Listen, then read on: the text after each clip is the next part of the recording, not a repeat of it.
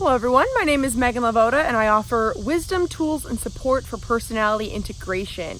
And today I just want to talk about why you may not agree with some of my typings. So if you did not know, my best friend Crystal and I, who is also the host, or my co-host in the podcast Synchronic Saturdays, we do offer personality typing services.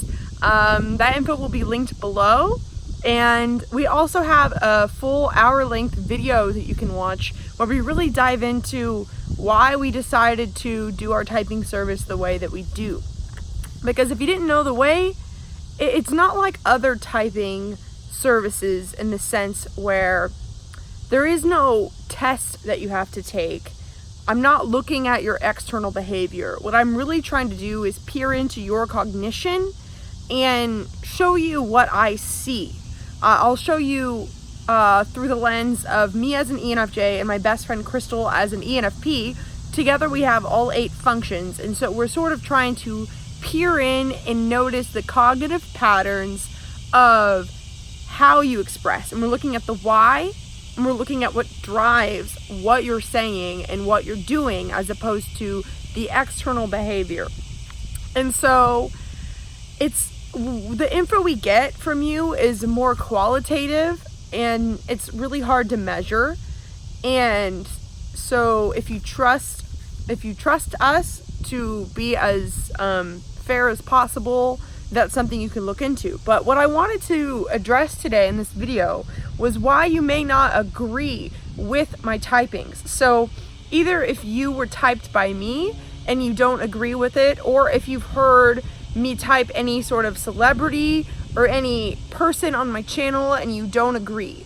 I've noticed this sort of issue in the type community where if anyone, either me or Dave Superpowers or CS Joseph or anyone else that you might follow, I've noticed what happens in the type community is that if somebody types somebody differently than how you would type somebody, people like lose respect for that person's knowledge of the system.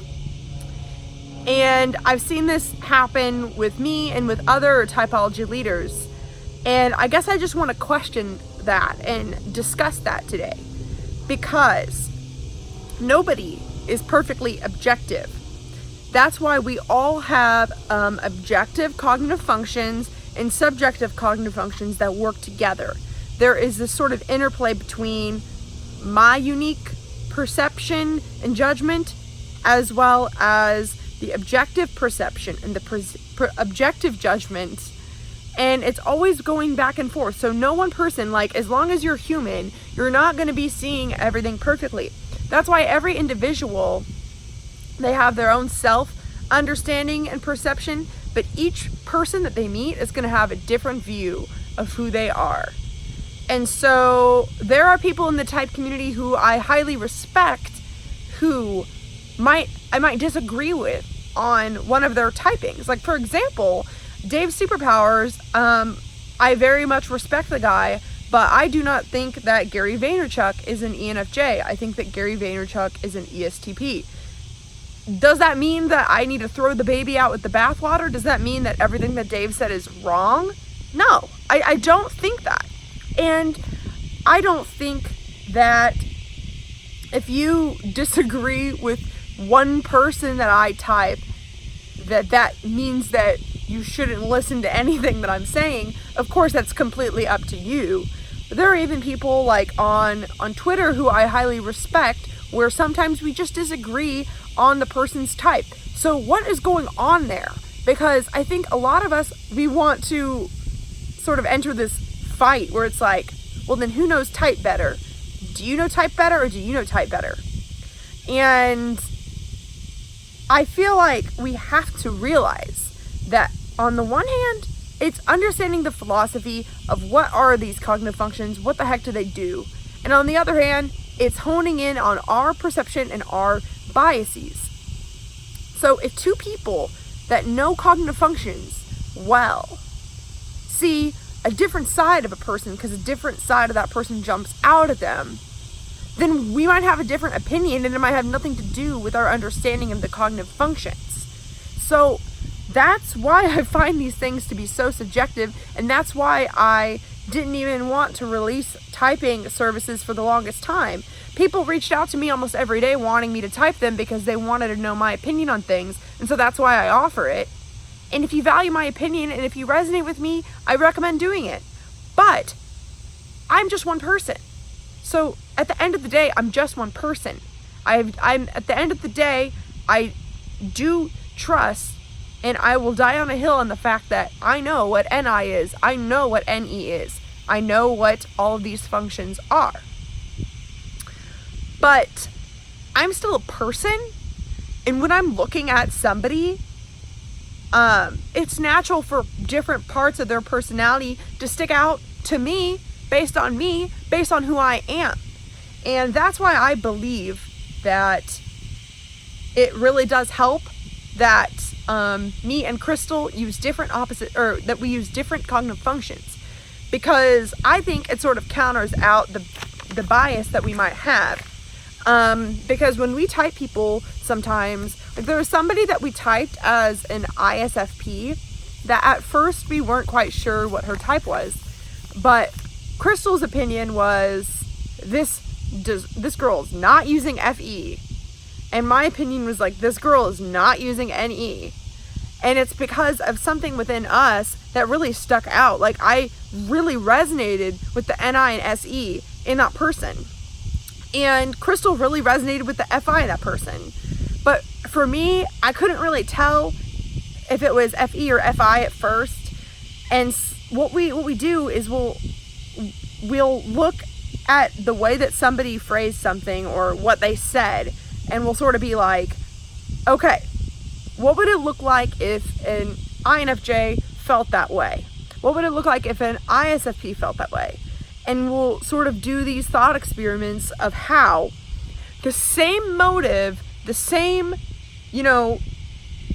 opinion, value, how that could be expressed in slightly different ways based on the cognitive function that is being used. Like, for example, you could be an FE user and really care about self-expression, or you could be an FI user that also cares about self-expression. If somebody is expressing themselves, that doesn't mean that they're automatically using FI. And I think that these are shortcuts that so many people use to pretty much, it's a shortcut, and it's trying to get away with not having to actually learn what the actual cognitive functions are. So if you're typing people based on shortcuts, I might not agree with you, and there are so many common typings out there that are typed based on shortcuts that I will disagree with, and I might have an unpopular opinion. For example, I think that Donald Trump is an ENFP. I can maybe see ESFP, but I definitely do not think that he is an ESTP in no way, shape, or form. And I've had people really just completely discount all of my videos and everything I've ever said about type because they find that so ridiculous. And I guess what I want to say in this video is, for everyone in the type community, if we can try and not throw the baby out with the bathwater and listen to people like other experts, other YouTubers, other people on Twitter, whether you're an expert or whether you're just now starting, it doesn't really matter. I'm just saying, people are going to type people differently, and it doesn't mean that everything they have to say about type is wrong. But my suggestion is to really understand what the cognitive functions are as archetypes, and really know the archetype. And the more you know the archetype, it's going to jump out at you when you see it.